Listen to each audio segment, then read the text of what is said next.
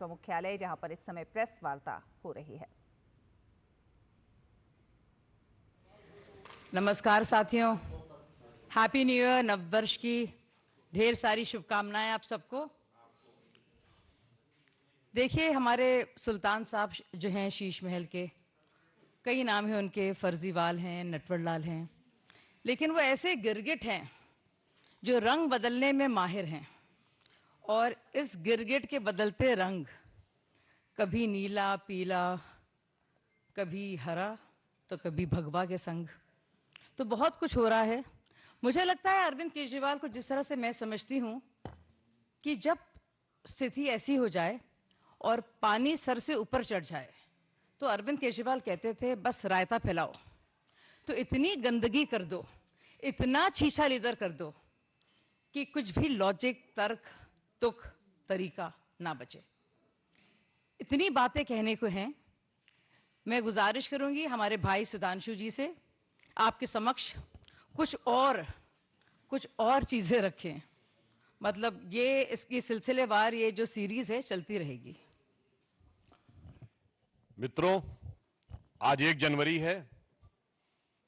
मैं आज आप सबको बधाई देना चाहता हूं कि रोमन गॉड जैनुस के नाम पर रोमन किंग न्यूमा मेम्फिलिस के द्वारा मूलतः प्रतिपादित, जूलियस सीजर के द्वारा started, pope Gregory the 13th के द्वारा 1582 में करेक्टेड और अंग्रेजों द्वारा 1752 में अंगीकृत इस अंग्रेजी नववर्ष के प्रथम दिन की आप सभी को बधाई। और 2024 का वर्ष गुजर चुका है और यह वर्ष भारत की राजनीति और विश्व में एक अद्भुत, विस्मयकारी, सुखद और विचित्र अनेक प्रकार के स्मृतियां छोड़ गया है। 2024 में जहां एक तरफ श्री राम मंदिर का उद्घाटन हुआ 500 वर्षों के बाद, 60 वर्ष के बाद देश में लगातार तीसरी बार किसी प्रधानमंत्री को सरकार बनाने का मौका मिला। प्रधानमंत्री श्री नरेंद्र मोदी जी को संविधान ने 75 वर्ष पूर्ण किए और हम पूरे वर्ष में फास्टेस्ट ग्रोइंग लार्ज इकोनॉमी में से एक रहे।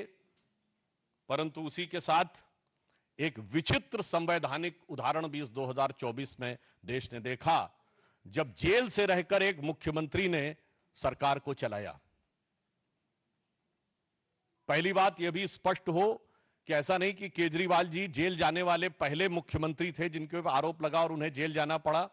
इससे पूर्व में भी शिबू सोरेन जी, मधु कौड़ा जी, लालू प्रसाद यादव जी, जयललिता जी, करुणानिधि जी, ये सब पद पे रहते हुए लोग गए। परंतु कम से कम लालू प्रसाद यादव जी ने भी इतनी मर्यादा रखी थी कि पद छोड़ दिया था नैतिकता के आधार के ऊपर। परंतु 2024 में एक ऐसा विस्मयकारी और विचित्र उदाहरण देश को देखने को मिला कि जिन्होंने मुख्यमंत्री के रूप में पद नहीं छोड़ा, और उससे बड़ी बात, जेल में रह के पद नहीं छोड़ा और जेल से बाहर आके पद छोड़ दिया। इसीलिए जो उनकी विचित्रता है वो अपने आप में इतनी विस्मयकारी है कि किसी के लिए समझना थोड़ा मुश्किल हो सकता है। आज हम आपके सामने, चूंकि अब नया वर्ष आया है, इस अंग्रेजी नए वर्ष में नित नए रूप और नित नए स्वांग रचने वाले पार्टियों में कोई और नया चित्र विचित्र उदाहरण देखने को मिले, उससे पूर्व हम याद दिलाना चाहते हैं कि आम आदमी पार्टी उस विचार के साथ आई थी कि हम नई राजनीति लेके आ रहे हैं। और आज की राजनीति में सबसे बड़ी चुनौती सारे राजनीतिक दलों के लिए जो थी वो ये थी क्राइसिस ऑफ क्रेडिबिलिटी, विश्वसनीयता का संकट। एक विचार आम जनता में बना है कि राजनीतिक लोग जो कहते हैं वो नहीं करते हैं। भारतीय जनता पार्टी और एनडीए ने प्रधानमंत्री श्री नरेंद्र मोदी जी के नेतृत्व में इस विचार को बदला। हमने राजनीति में प्रामाणिकता को स्थापित किया और आम आदमी पार्टी उसकी दूसरी एक्सट्रीम है। जो कहते हैं वो कभी नहीं करते हैं। तो मैं सिर्फ आज 10 पॉइंट बताना चाहता हूं जो आम आदमी पार्टी और केजरीवाल जी ने कहे थे और उसका यथार्थ क्या है। उन्होंने कहा था कि जो लटकते हुए तार हैं, अनसेफ इलेक्ट्रिक वायर्स, उनसे वो मुक्त कर देंगे। आज ये सवाल इसलिए है कि 10 साल उनको सरकार में हो गए, उससे पहले भी 2013 में भी उनकी सरकार रही थी। तो 10 साल से अधिक रहने के बाद दिल्ली में लटकते हुए बिजली के तारों की स्थिति यह है कि 26 वर्ष का एक नवयुवक 23 जुलाई 2024 को उन लटकते हुए बिजली के तारों की भेंट चढ़ गया। दूसरा, उन्होंने दावा किया था कि 24 आवर क्लीन ड्रिंकिंग वाटर देंगे, और अभी जब गर्मी आया तो लोगों ने देखा कि उत्तर पश्चिम दिल्ली और बाहरी दिल्ली के क्षेत्रों में किस ढंग से पानी को लेकर हाहाकार था। और पत्रकारों ने भी जाके देखा। चलिए, आप नेताओं की बात पे, राजनीतिक दलों के कार्यकर्ताओं की बात पे विश्वास न करें कि वो उसमें किस प्रकार की दुर्गंध आती थी जिस पानी का प्रयोग करना पड़ता था। फिर इन्होंने कहा वर्ल्ड क्लास एजुकेशन सिस्टम देंगे, यह दावा किया। और इतना ही नहीं, याद करिए, इनके मुंह से निकल गया था दुनिया का सबसे बड़ा अखबार जो है न्यूयॉर्क टाइम्स में छपवाना कितना मुश्किल है। छपवाना शब्द था, कोई जाके उस बाइट को चेक कर सकता है। तो पहले तो पढ़े लिखे मुख्यमंत्री को यह नहीं पता था कि दुनिया का सबसे बड़ा अखबार न्यूयॉर्क टाइम्स नहीं है, दुनिया का सबसे बड़ा अखबार है जापान का यमुनो शिमरी, और अमेरिका का भी सबसे बड़ा न्यूयॉर्क टाइम्स नहीं है, अमेरिका का सबसे बड़ा है यूएसए टुडे। खैर, इस अत्यधिक पढ़े लिखे मुख्यमंत्री को ने कहा छपवाना कितना मुश्किल है, और हकीकत क्या थी कि high court has reprimanded that the flawed education system, और इसमें कई चीजों को लेकर कोर्ट ने अप्रसन्नता जाहिर की। यानी दावा ये और वास्तविकता ये। फिर इन्होंने कहा मेडिकल ट्रीटमेंट को बहुत इंप्रूव करेंगे, और वास्तविकता ये थी कि कोविड के दौरान क्या हाहाकार मचा, और उस हाहाकार के ऊपर ध्यान देने की बजाय प्रचार के ऊपर सारा ध्यान था। आप सबको याद हो कि मोहल्ला क्लिनिकों में जो भ्रष्टाचार की चीजें प्रकाश में आई, जिसमें एक प्रकरण ऐसा था कि एक दिन में 539 लोगों का निस्तारण हुआ, जबकि मोहल्ला क्लिनिक 9 बजे से लेकर 1 बजे तक 4 घंटे में चलती है। 240 मिनट में 539 लोगों का निस्तारण, मतलब 20 सेकंड के अंदर डॉक्टर ने मरीज को देख भी लिया, असेसमेंट कर भी दिया, पर्चा लिख भी दिया, और दवा मिल भी गई। और कौन सी ऐसी मोहल्ला क्लिनिक थी जिसकी इतनी कैपेसिटी थी कि सीसीटीवी फुटेज दिखाई जाएगी 539 लोग आके कहां खड़े हो गए थे। यह यथार्थ था। उसके बाद उन्होंने कहा पोल्यूशन फ्री एनवायरनमेंट देंगे। आज स्थिति यह है, इसमें कुछ कहने की जरूरत नहीं है। जिस तरह इस समय जाड़े का मौसम चल रहा है, हाँ, हम ये कह सकते हैं कि हम उनको शुभकामना भी देते हैं। केजरीवाल जी का स्वास्थ्य बेहतर हो गया है। मुख्यमंत्री बनने से पहले जिस चीजें नजर आती थी, मगर दिल्ली की आबो हवा की सेहत बहुत खराब होती चली गई है। इसके बाद इन्होंने कहा कि जो कूड़े के ढेर, यानी ये छठा पॉइंट है, कूड़े के ढेर, इनको समाप्त करेंगे। और आज स्थिति यह है कि कूड़े के ढेरों की हाइट बढ़ रही थी। कुतुब मीनार से कुछ मीटर की दूरी के ऊपर, कुछ थोड़ी दूरी के ऊपर जो कूड़े का ढेर है, उसकी हाइट, ऐसा समाचारों में आया कि 8 मीटर तक बढ़ गई है। 7वां दावा, दिल्ली महिलाओं के लिए सुरक्षित बनाएंगे। और भारत के इतिहास का इकलौता उदाहरण, जहां किसी भी सरकार के मुख्यमंत्री आवास में उसी पार्टी की महिला सांसद की पिटाई की गई और आरोप लगा मुख्यमंत्री के ओएसडी पर। पूरे भारत में ऐसा उदाहरण नहीं मिलेगा।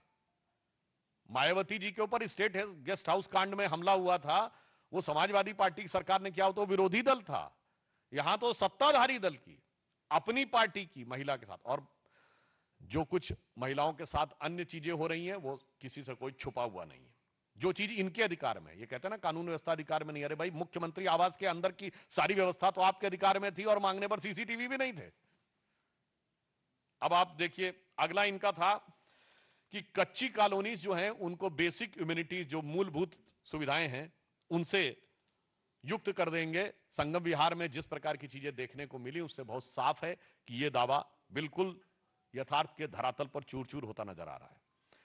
फिर इन्होंने ये कहा था कि जो झुग्गी झोपड़ी के में रहने वाले लोग हैं उनको स्थायी आवास देंगे। आज 1 दशक पूरा होने के बाद भी ये दावा सिर्फ हवाई दावा है, जबकि प्रधानमंत्री जी के प्रेरणा से चलने वाली योजना में 3024 फ्लैट्स अब तक कालकाजी एरिया में झुग्गी झोपड़ी के लोगों को दिए जा चुके हैं। हम जो कहते हैं वो करते हैं, और जो वो कहते हैं वो कभी नहीं करते।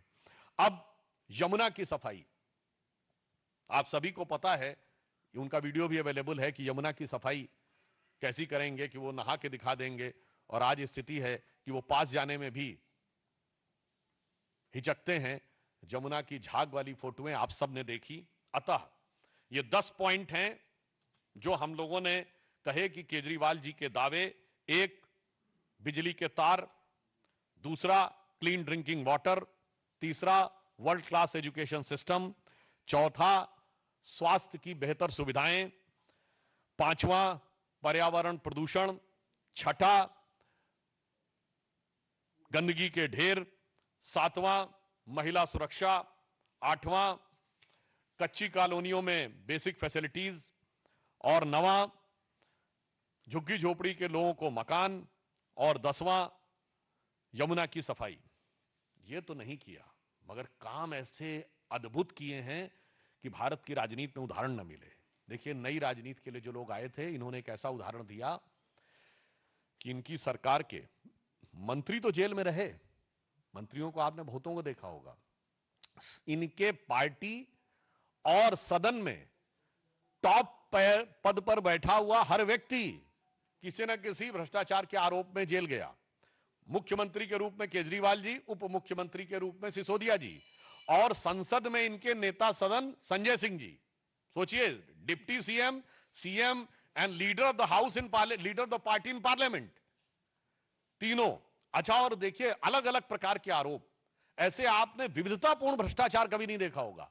ये तीनों शराब के घोटाले में गए, तो स्वास्थ्य मंत्री सत्येंद्र जैन जी हवाला के मामले में, अमानतुल्लाह खां वक्फ बोर्ड में घोटाला करने के मामले में, तो अभी अभी इनके एक नरेश बालियान जी माफिया के साथ लिंक के मामले में, तो बहुत पहले इनके एक मिस्टर तोमर थे जो फर्जी डिग्री के मामले में, और यहां तक कि इनके एक विधायक के ऊपर यह भी आरोप था, उनकी पत्नी ने आरोप लगाया, हम नहीं कह रहे हैं कि वो अपने कुत्ते से कटवाते थे। तो मुझे लगता है कि इतने प्रकार के विविधतापूर्ण भ्रष्टाचार के आरोप इतने कम कालखंड में किसी पॉलिटिकल पार्टी में नहीं लगे होंगे, जिसका उदाहरण आम आदमी पार्टी ने प्रस्तुत किया है। और पंजाब में इनके 2 मिनिस्टर जो हैं वो आरोपित हो चुके हैं, और मुख्यमंत्री के ओएसडी के ऊपर अपनी पार्टी की सांसद के साथ मारपीट का उदाहरण आपको खूब सर्च करिएगा, मुझे लगता है भारत के इतिहास में नहीं मिलेगा।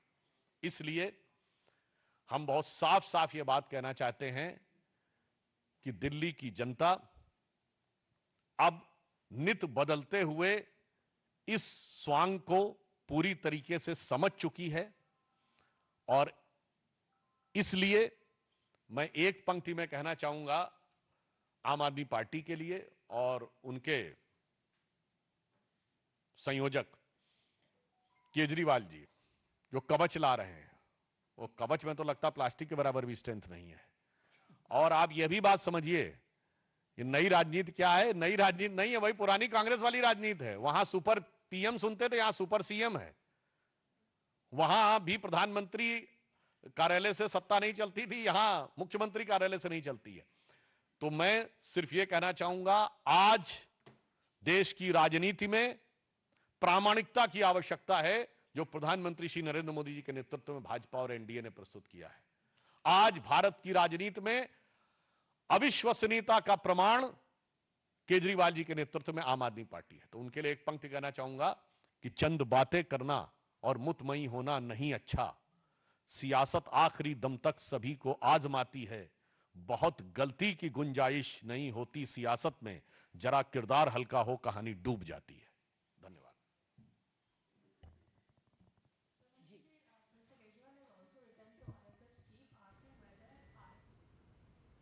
तो भाजपा की प्रेस वार्ता देख रहे थे आप। भाजपा मुख्यालय से सिलसिलेवार तरीके से आम आदमी पार्टी पर